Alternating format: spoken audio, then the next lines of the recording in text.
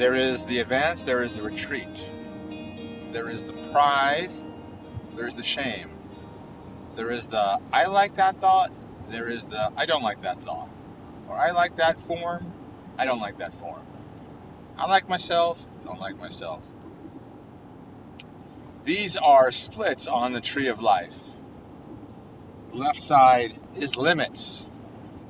Lake, fire, mountain. So when you don't like a thought, that's when there's a mountain put up, or a fire trying to burn it, or a lake which is somehow contained. You're trying to understand, so you don't like the thought because you're trying to understand. However, on the other side of the tree, if you like the thought, that is the wind. You want to continue it. You want to have that perpetuation. You want to even break down the barriers of the mountain, of the fire, or the lake.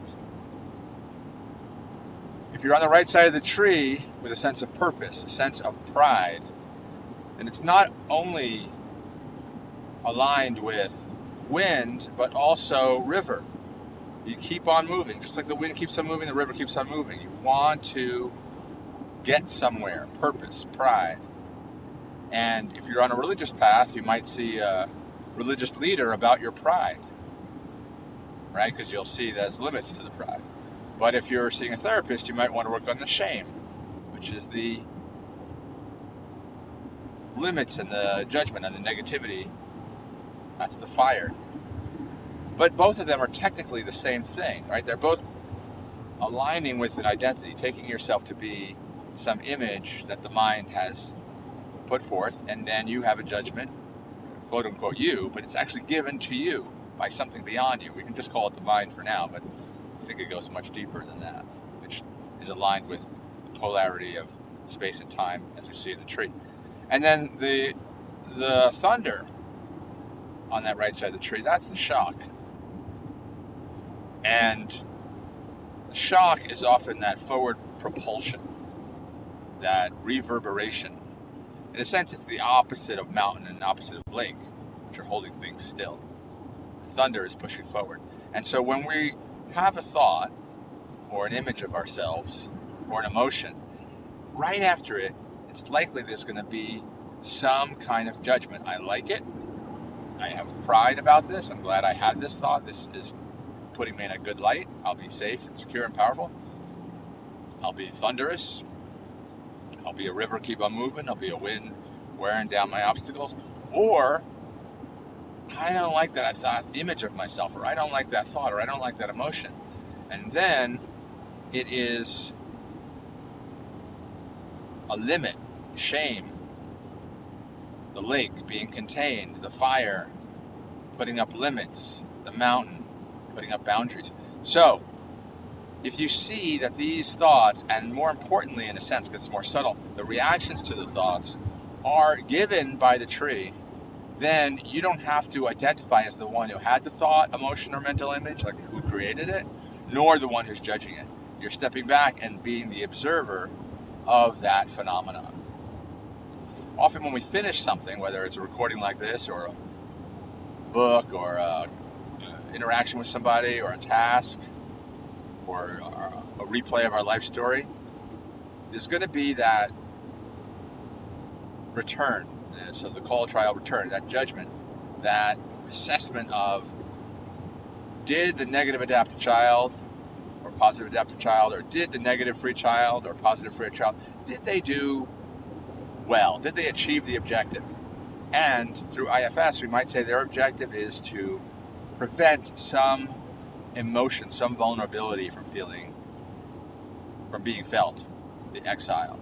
So it may be you want to succeed, adapt, left side of the tree, because you fear the sensation of shame. Or it may be that you want to play because you want to satiate your desires and hide from the fear. Or it may be some shame about anger, in which case the limit is with Enneagram 9 to suppress it. The Enneagram 1 is to get rid of that, and with the 8 as well, to get rid of that mirroring that you're experiencing due to seeing something outside in the world you don't like. With the 1, seeing imperfection and dirt, and with the 8, seeing someone having control or potential control over you. So that's a little bit different for the anger types. But essentially, the main point of this is notice if you're liking or disliking a thought, an image, or an emotion, and then consider that both the thought and the reaction to the thought are given to you by an outside, uncontrollable force. It's not your product. It's not your creation. And then you don't identify with the thought or the emotion or the mental image. You don't identify as the creator of it, and you don't identify as the judge of it.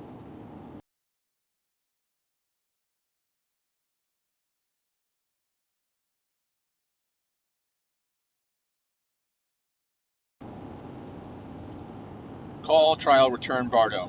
When you are in the return, when you judge a mental creation or a body creation, so in other words, a thought, an emotion, a body sensation,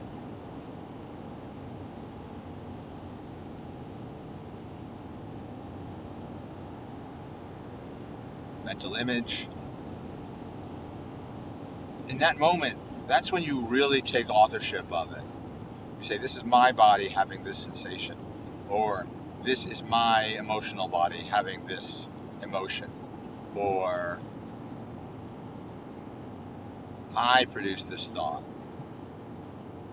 But the more you practice saying that this is given to me from wherever, you could say from God, from the universe, from the systems, this is given to me by the active force,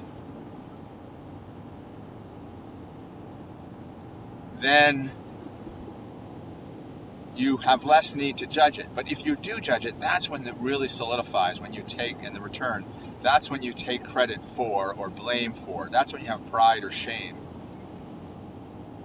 And, when you go to a therapist to deal with shame issues, and you go to a religious person to go for the pride issues, but they're both the same thing. They're both identification as the self-image, as the author of the thought, as the generator of the emotional experience. And that's fine, except it brings suffering. So, if the universe is willing, if God is willing, then you will see a thought, emotion, or mental image arise, and either say, not this, or you say, it is given to me, or God has given this to me. And then, if you miss that, you've got the second chance, which is when you notice very quickly there's pride or shame, there's like or dislike. And then, if you disown that, you say, oh, there is this move to like or dislike, there is this move for pride or shame, there is this move for purpose or limit, there is this move for advance or retreat. There is this move for Rajas or Sattva. Rajas or Tamas. Sattva is where we want to go, right? So by bringing peace, ideal parental figure, to the negative adaptive child that has that shame, doesn't like the thought, if it's a negative free child thought, or the negative free child, bringing the IPF, the ideal parental figure, the Sattva, to that Rajasic negative free child, when it says, I like this, let's advance, I'm proud of this, you just say, beginner's mind, I think that is given, that is not, I am not the pride that is being generated is not coming from me, and the pride of what it's proud about is not mine either. The shame that's being generated is not coming from me, and the shame of which it's referring is not me either. It's more easy perhaps to do it with pride, because pride, while you don't want to give it up, it's easier to give it up because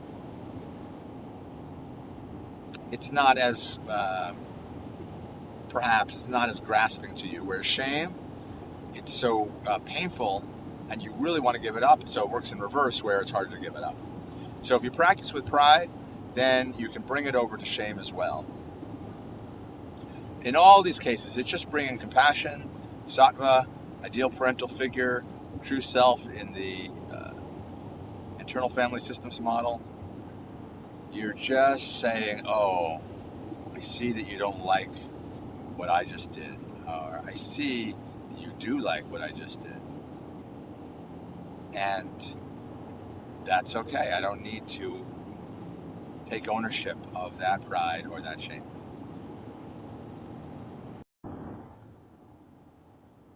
Sensitivity to criticism and desire for praise is related to subconscious or conscious fear and shame. If there is a part of you, maybe it's subconscious, that is afraid of not being worthy, not being good, then criticism pokes that wound. Therefore, the conscious mind is trying to avoid criticism by having proof of worth, which can happen through the negative free child or the negative adaptive child. So in that sense, the negative free child and negative adaptive child are managers in the internal family systems model because they are trying to prevent that experience of fear and shame. If you're an anger type, Enneagram 8, 9, and 1, there's something different operating, although with type 1, there's a desire to be perfect, so that also is a fear of being criticized and a desire to avoid shame. Now, when we work with our own minds, when our mind says, oh, you're good because of, or things are good because of, we go to beginner's mind. We don't suppress, agree, or disagree. We credit that message as not being from us. It's coming from some outside source. Whatever we want to assign it to, God, the universe, systems, habits, polarization, gunas, yang, whatever you want to attribute it to. Anytime there's pride from someone praising you or from a thought saying this is good, you are good. Don't take the bait. And the more you do that, then the less you're going to be impacted by the other side of the equation, because it's all equaling out shame. So if there's an internal criticism, says you're bad because of, or this situation is bad because of, beginner's mind, it's not for you to suppress, agree, or disagree. Just focus on this came from an outside source, whether it's God, the universe, or a system.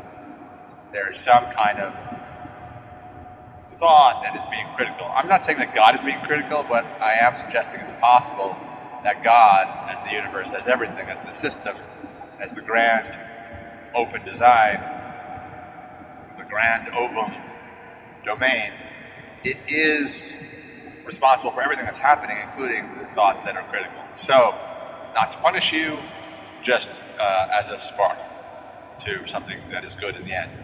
And what is good in the end, I feel, is that when these thoughts of criticism, praise, fear of criticism, desire for praise, happen internally from your own mind, I am not the source of this. I do not need to agree or disagree with this. I have beginner's mind about whether it's true or not. It's not my business. I'm just here to observe. I was powerless for the situation that came upon, that caused this thought. I'm not powerless to do anything about this thought. I have no power. This is unmanageable. I am just an observer here. Then, the more you do that, the less likely that someone's criticism is going to affect you or their praise is going to affect you. It may affect you, but it's less likely to hook you. You'll be like, oh, it's the same thing I do to myself. It's the same polarization operating. And I don't need to go down that road. I feel compassion for the part of me that does want to go down that road. The fear of criticism, the revulsion at criticism, the aversion to a criticism moment, the desire to be praised, or the joy of having the praise. I'm not suppressing that. I'm just saying that's not me. The reaction to enjoy or desire praise, the reaction to fear or have aversion towards criticism, I'm just sitting here watching that. I'm just watching that. So it's happening. I'm not denying that it's happening. It's just I'm not the subject of it, and I'm not the cause of it, and there's nothing I can do to make less of it happen. You might say, what are you talking about? Of course you can. Do what people expect you to do, follow the rules, you'll get praise. Or don't do what people expect you to do, don't follow the rules, and you get praise from your inner free child. All theoretically true, but that all presumes that you have free will. So, if you let go of that attachment that I am in control, I decide whether I'm going to adapt negatively or positively, or I'm going to go to free child negatively or positively. If you think that's up to you, then go for it.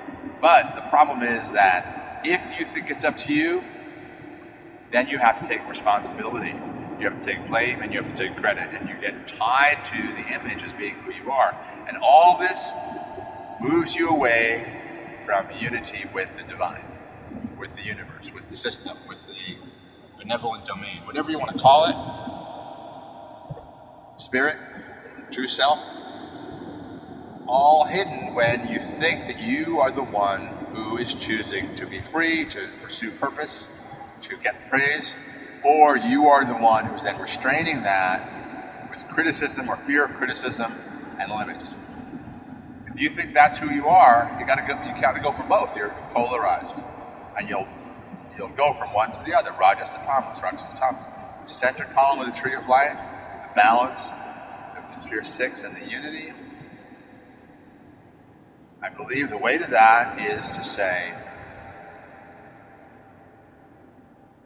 this is not me, not this, not this. This pride, this shame, whether it's internal or external, whether it's a desire or aversion around it, I'm just observing compassionately, but I'm just observing it. There's nothing I can do about it. There's nothing I did to bring it. If you succeed, something that you are doing and you want to get praise, or you do get praise, you're attached. If it doesn't succeed, or you didn't have a plan and things just went badly, you're attached.